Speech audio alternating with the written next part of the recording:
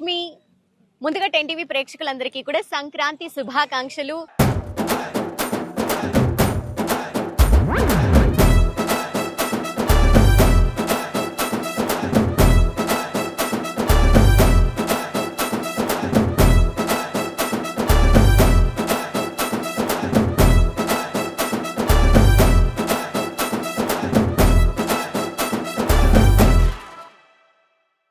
So Sankranti అంటే ప్రతి ఒక్కరు చిన్న పెద్ద అని తేడా లేకుండా ఎంత ఆనందంగా జరుపుకుంటామో మనందరికీ తెలిసిందే. సో ఈ రోజు శ్రీ కంబాల శ్రీనివాసరావు గారు విశ్వ హిందూ ధర్మ పరిరక్షణ రామసేన అధ్యక్షులు మరియు బీజేపీ నాయకులు వారి ఆధ్వర్యంలో గోకవరంలో సంక్రాంతి సంబరాలు అంబరాన్నంటే విధంగా జరగబోతున్నాయి. సో ఈ కార్యక్రమం అంతా కూడా ఏ విధంగా జరగబోతోంది, ఏర్పాట్లు ఏ విధంగా జరిగాయి అనే విషయాలన్నీ కూడా నేను మీకు చూపించబోతున్నాను. అలాగే ఇక్కడ జరిగే కార్యక్రమాలన్నీ కూడా కళ్ళకు కట్టే విధంగా మీ అందరికీ చూపించేందుకు సిద్ధమైపోయాను. సో మనం లోపలికి వెళ్దాము, ఆ కార్యక్రమాలన్నీ కూడా చూసేద్దాము. వచ్చేయండి.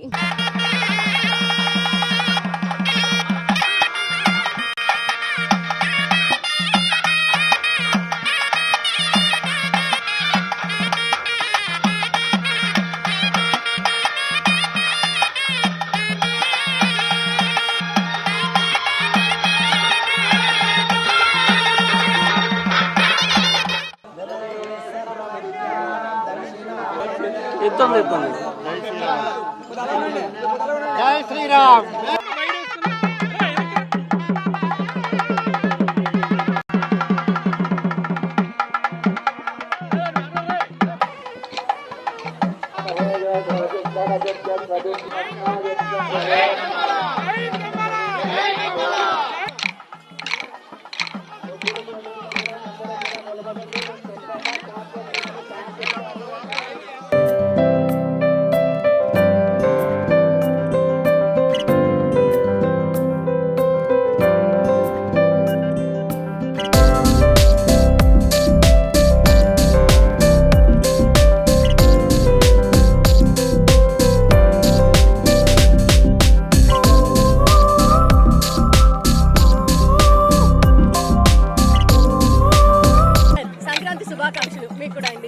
మీకు నూతన సంవత్సర మరియు సంక్రాంతి శుభాకాంక్షలు మరియు భోగి, సంక్రాంతి, కనుమ, ముక్కనుమ ఈ 4 పండుగలకు సంబంధించి అందరికీ శుభాకాంక్షలు తెలియజేస్తున్నాను.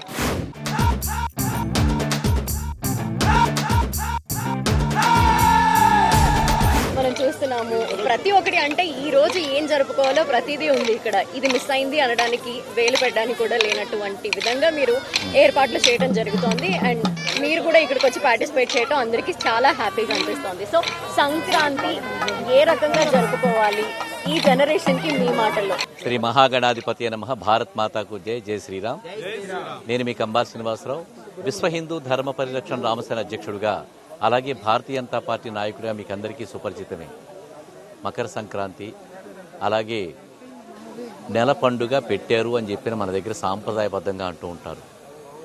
ఆల్మోస్ట్ సంక్రాంతికి ముందు ఒక నెల ముందు నుంచే అందరి హృదయాల్లో కూడా ఒక ప్రత్యేకమైన శోభ విరజిల్లుతూ ఉంటుంది. నేను చిన్నప్పుడు కూడా చాలా ఎంజాయ్ చేశాను ఈ సంక్రాంతికి సంబంధించి. పండుగ వస్తుందంటే ముఖ్యంగా ఆంధ్ర ప్రజలకి ఈ సంక్రాంతి వేడుకలు అనేవి చాలా పెద్ద పండుగ. మిగతా పండుగలతో పోల్చి చూస్తే ఈ మకర సంక్రాంతి పండుగని ఏదైతే భోగి, సంక్రాంతి, కనుమ, ముక్కనుమ పండుగలు ఏవైతే ఉన్నాయో వీటి గురించి చాలా ప్రత్యేకమైన స్థానం ఉంది. అయితే ఇప్పుడున్న జనరేషను స్లోగా పాశ్చాత్య దేశాలపై వెళుతున్నా కానీ, భారతీయ జనతా పార్టీ నరేంద్ర మోడీ గారి యొక్క స్ఫూర్తితో కానీ, అలాగే భారతీయ సంస్కృతి వైభవం నిలబెట్టగలిగే యోగి ఆదిత్యనాథ్ లాంటి వాళ్ళు, అలాగే ఎవరైతే పెద్దలు ఎవరైతే ఉన్నారో, హిందూ సాంప్రదాయాలను గౌరవించేవాళ్ళు, భారతీయ సంస్కృతిని గౌరవించే వాళ్ళు ఎవరైతే ఉన్నారో వీళ్ల యొక్క ప్రత్యేకమైన ఏర్పాట్ల ద్వారా తిరిగి భారతదేశంలో భారతీయ వైభవం, భారతీయ యొక్క పండుగలు, వాటి ఔన్నత్యం గురించి చాలా విశిష్టంగా తిరిగి రోల్ బ్యాక్ అవుతూ ఉంది. మనకి గోకవరం ప్రజలు ఎవరైతే ఉన్నారో, నేను పుట్టిన ఊరిది. ఈ గోకవరం అనేది ఆంధ్రప్రదేశ్లోని తూర్పుగోదావరి జిల్లా రాజమండ్రికి 33 కిలోమీటర్ల దూరంలో ఉంది. ఇదే ఊర్లో పుట్టాను నేను. మా గోకవరం ప్రజలకి, చుట్టుపక్కల మండలాల్లో ఉండే ప్రజలకి, మా జిల్లాలో ఉండే ప్రజలకి, చుట్టుపక్కల జిల్లాలో ఉండే ప్రజలకి, అలాగే ఆంధ్రప్రదేశ్లోని 2 రాష్ట్రాల తెలుగు ప్రజలకి, అలాగే ఇంకా భారతదేశంలోని ప్రపంచవ్యాప్తంగా కూడా ఎక్కడైతే ఈ పండుగని అనేక పేర్లతో మరి పిలుచుకుంటూ ఉంటారు. ప్రతి ప్రాంతంలో కూడా ఈ పండుగ గురించి ప్రత్యేకించి పిలుచుకుంటారు. అందరి ప్రజలకి, అలాగే విశ్వవ్యాప్తంగా ఏ ఏ దేశాలలో జనాలు ఉన్నారు, మన తెలుగు ప్రజలు, భారతీయులు ఉన్నారు, వాళ్ళందరికీ కూడా నూతన సంవత్సర మరియు భోగి, మకర సంక్రాంతి, కనుమ, ముక్కనుమ శుభాకాంక్షలు తెలియజేసుకుంటాను.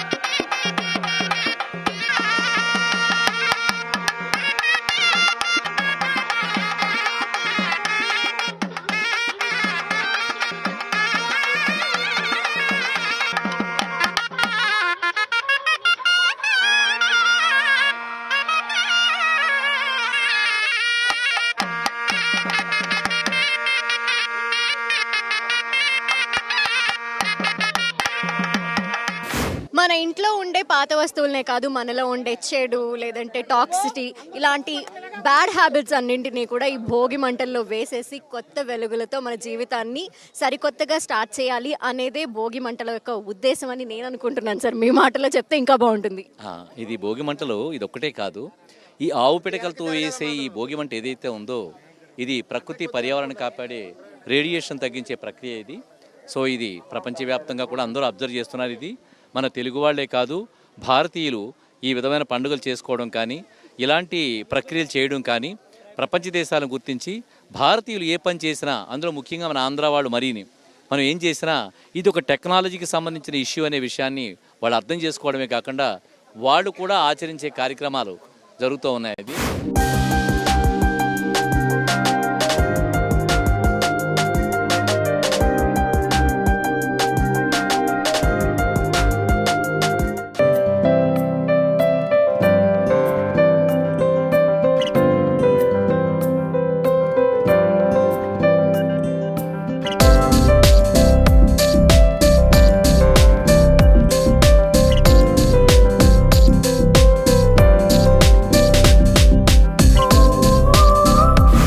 కోలాటం కార్యక్రమం కూడా చాలా అద్భుతంగా వీరందరూ డ్యాన్స్ చేస్తూ ఈ నృత్యాన్ని చూస్తుంటే ఆనందంగా అనిపిస్తోంది. పండుగ అంటే ఇదే కదా అనిపిస్తోంది. సంక్రాంతి సందర్భంగా కోలాటం యొక్క ప్రత్యేకత ఏంటి? ఈ కోలాటం అనేది చాలా విశిష్టమైనది, ఆరోగ్యాన్ని ప్రసాదించేది, శరీరానికి కూడా వ్యాయామం, బ్రెయిన్కి కూడా వ్యాయామం, బ్రెయిన్లో మెచ్యూరిటీ పెరుగుతుంది, సనాతనమైన సాంప్రదాయం. అందుకే ఈ కోలాటం యొక్క ప్రశస్తి భారతదేశానికి ఇది ఒక వరం. ప్రపంచ దేశాలు కూడా దీన్ని గుర్తించి చాలామంది ఆడుతున్నారు ఇప్పుడు. సంక్రాంతి పండుగ అంటే పిండి వంటల్ని మనం ఎలా మర్చిపోగలం? సో ధాన్యాన్ని ఇలా దంచి ఆ తర్వాత వీటిని వరపట్టించి చక్కగా పిండి చేసి ఆ తర్వాత మనం బూరెలు, గారెలు, రకరకాల పిండి వంటలన్నీ చేసుకుంటూ ఉంటాము. సో మేడంతో మాట్లాడదాము, చిన్ననాటి జ్ఞాపకాలు గుర్తు చేసుకునే ప్రయత్నం చేద్దాము. అప్పట్లో చాలా మంది ఆడవాళ్ళంతా కలిసి పిండి వంటల్ని హ్యాపీగా సెలబ్రేట్ చేసుకునేవాళ్ళు, వండుకునేవాళ్ళు. ఆ తర్వాత అందరం కుటుంబం అంతా కలిసి తిని పండగని పండగ అంటే ఎలా జరుపుకోవాలో అలా జరుపుకునేవాళ్ళు. సో మేడం, మీ పండగ ఎలా జరిగేది? మీరు పిండి వంటలు వండే టైంలో అప్పట్లో ఎలా ఉండేది, ఇప్పుడు ఎలా ఉంటున్నాయి? అరిసెలు, రకరకాల పిండి వంటలు దంచి, అరిసెలు అంటే దంచి చేస్తాం. అవును, ఉండేవాళ్ళం దగ్గర చేరి. ఓకే. చిన్నప్పుడేమో ఫ్యామిలీ అంతా కలిసి జరుపుకునే వాళ్ళము, వంటలు చేసుకునే వాళ్ళం. సంక్రాంతికి ఒక వారం రోజుల ముందు నుండే అన్ని స్టార్ట్ అయ్యేవి, హడావిడంతా. ఇప్పుడు ఎలా ఉంది మీకు ఇంటి దగ్గర? వాళ్ళు ఇంటికి వస్తారు, అమ్మాయిలు ఇంటికి వస్తారు, కలిసి సెలబ్రేషన్ చేసుకుంటాం. అవును.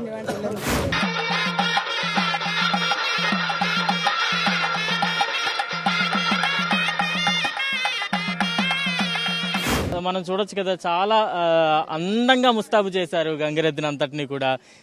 మొత్తం నెమలి పించాలతో, చక్కటి దండలతో, రంగురంగుల వస్త్రాలతో అంతా కూడా చాలా శోభాయమానంగా అందంగా ముస్తాబు చేశారు. ఇలాగే ప్రతి ఇంటికి కూడా వెళ్తారు. అక్కడ ప్రతి ఇంటికి వెళ్ళి వారు తోచిన సాయం చేస్తుంటారు. వెంటనే ఆ ఇంటికి మంచి జరగాలంటూ కూడా ఆ ఇంటికి ఏమైనా ఉన్న దిష్టి లాంటిది ఏదైనా తీసేసి మంచి జరగాలంటూ కూడా ఆశీర్వదించి ముందుకు వెళుతూ ఉంటారు. ఇదంతా కూడా ఆ 3-4 రోజుల పండుగల్లో కనిపించే హడావిడంతా కూడా ఇప్పుడు మనం చూస్తూ ఉన్నాం. మేము ఇదొక సాంప్రదాయంగా కొనసాగిస్తున్నాం, వారసత్వంగా వస్తుంది, మాకు చాలా ఆనందంగా ఉంది ఈ వృత్తిలో మేము కొనసాగడం అంటూ కూడా చెప్తూ ఉన్నాను. ఈ పండగ గంగిరెద్దు నట్టుకుని వెళ్ళట్లేనండి. అవి వచ్చినంత సంక్రాంతి వచ్చేసింది, మాకు పండగ వచ్చేసింది, ఆనందాన్ని వచ్చేసింది, కట్టగా వచ్చేసిందని మాకు అందరూ అనుకుంటారండి. మా పండగ అంటే సంక్రాంతితో తోట అయిందండి, మా గంగిరెద్దుతో తోట అయిందండి, హరిదాసు తోటతో తోట అయిందండి, గంగిరెద్దుతో తోట అయిందండి పండగ. అందుకే పండగ అంటే ఏంటంటే గంగిరెద్దు కంపల్సరీ ఉండాలండి. అది ఎప్పుడో చిన్నప్పటి నుంచి సాంప్రదాయం అండి అది.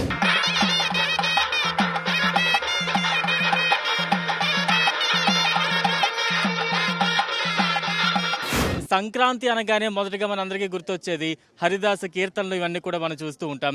నిజంగా హరిదాస కీర్తనలకు ఉన్న ఇంపార్టెన్స్ ఏంటి, సంక్రాంతి వీరు వెళితేనే నిండుదనం వచ్చింది అనే సందర్భం కూడా కనిపిస్తోంది.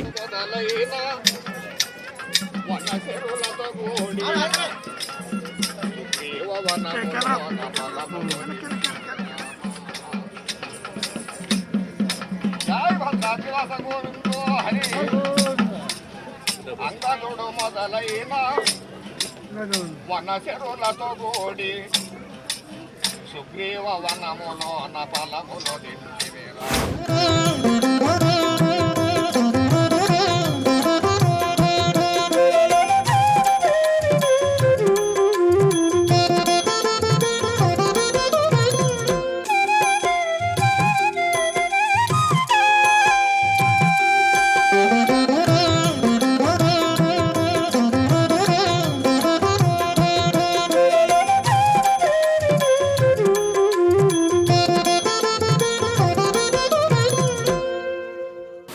మనకి సిరి సంపదలు తీసుకొచ్చే పండుగే కాకుండా కాలమానం ప్రకారం కూడా, అలాగే సౌర కుటుంబానికి ప్రకారం కూడా ఈ పండుగలు జరుపుకోవడంలో ఒక ప్రత్యేకమైన స్థానం.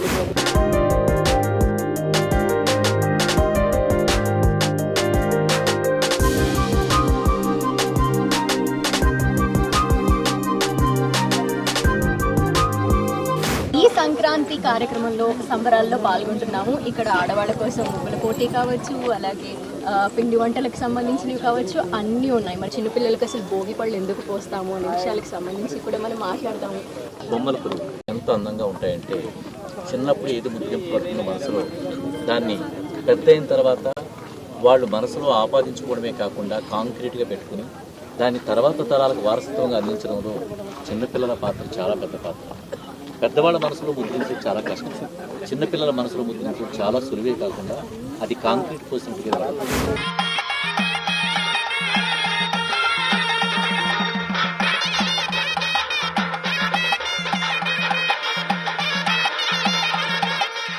కనుమనాడు మనం ఎలాగైతే ఆవుని ముక్కోటి దేవతలకి సాంప్రదాయంగా పూజ చేస్తుంటామో, అలాగే గంగిరెద్దును పూజ చేసుకోవడం, అలాగే మనకి వ్యవసాయానికి ఉపయోగపడే ఎద్దులు ఏవైతే ఉన్నాయో మనకి కృతజ్ఞతాపూర్వకంగా, అంటే మనం ప్రాణుల్ని కూడా హింసించము, ప్రాణులను కూడా మనం ఎంతో గౌరవంగా చూస్తాం, పూజిస్తాం.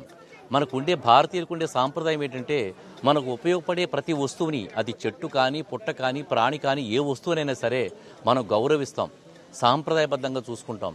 అందువల్ల ఏంటంటే వాళ్ళు పూజిస్తాం కూడా అనేది. ఇదే మన ప్రపంచ దేశాలకి నేర్పుతున్న వెరీ గొప్ప సంస్కారం ఇది. ఈ సంస్కారం చూసే చాలామంది ప్రపంచ దేశాలు భారతదేశం వైపు వాళ్ళు ఎన్నో విధాలుగా వాళ్ళు మనకి ఆకర్షితులవుతున్నారు. మనం ఆ రోజున ఎద్దులు మనకైతే వ్యవసాయానికి ఏదైతే ఉపయోగపడ్డాయో, ఆ ఎద్దులని మనకి ఇంటికి ధాన్యం తీసుకురావడానికి సహకరించాయో, ఆ ఎద్దులని సంస్కారవంతంగా పూజించి వాటికి కృతజ్ఞతాభావంగా వాటిని పూజించడం అనేది మనం చేసుకునే గొప్ప పండుగ.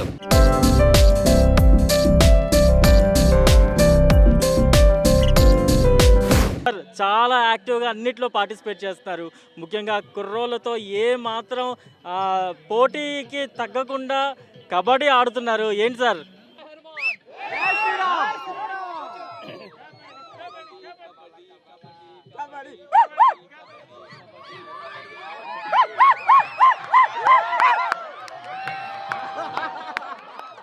కంబాల స్పోర్ట్స్ అకాడమీ అని కూడా ఉందండి.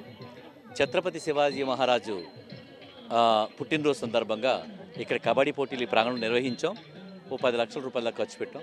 అది చూసిన తర్వాత చాలా గ్రామాల వాళ్ళు కూడా సహాయం అడిగితే కణుపూరు, ఫజిలాబాదు, గుమ్మడిదొడ్డి ఇలా చాలా ప్రాంతాల్లో కబడ్డీ పోటీలు నిర్వహించి లక్షాది రూపాయలు ఖర్చు పెట్టారు. యువకులైనా, కుర్రవాడైనా, చిన్నవాడైనా, పెద్దవాడైనా ఎవరైనా కానీ క్రీడా స్ఫూర్తి అనేది అందరికీ అవసరం.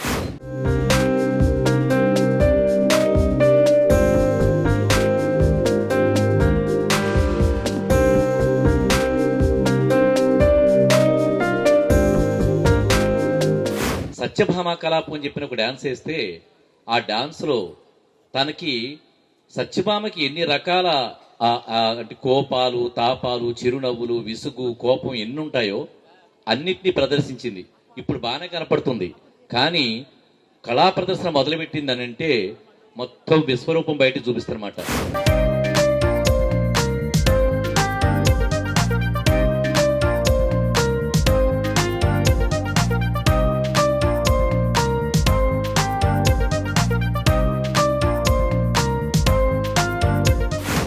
దీన్ని బట్టి ప్రతి పండుగ వెనక మనం చేసే మనం ధరించే దుస్తులు, మనం తీసుకునే ఆహారం, కొన్ని సందర్భాల్లో మనకి నువ్వులతో చేసిన వంటకాలు తినమని చెప్తారు.